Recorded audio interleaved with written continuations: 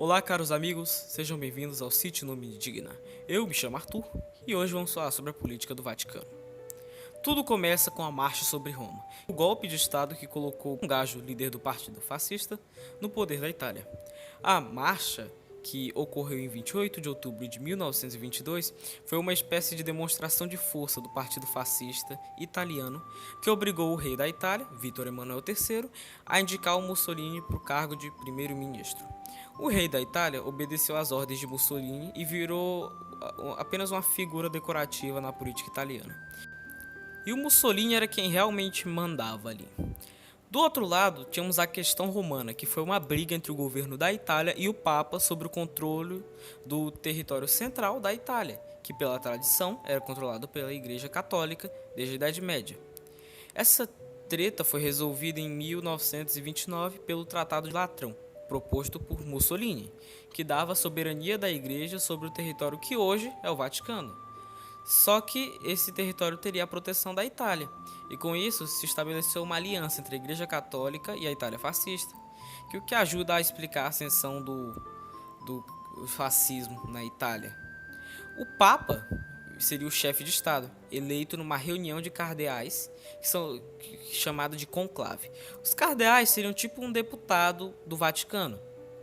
O Papa ele tem um cargo vitalício, ou seja, até o fim da vida. O Papa ele concentra os poderes do legislativo, ou seja, ele pode fazer leis, o executivo, ou seja, ele pode executar leis, e o judicial, ou seja, ele pode julgar as leis. E analisando por isso, o Vaticano é uma monarquia eletiva, ou seja, você elege um monarca que é chamado de Papa. O Vaticano também é uma autocracia, porque todos os poderes estão na mão do Papa. E ele é considerado o sucessor de São Pedro. Então ele não deve satisfação. E aliás, o termo cidade do Vaticano faz alusão ao Estado, enquanto Santa Sé faz referência ao governo da Igreja Católica. É bom não confundir.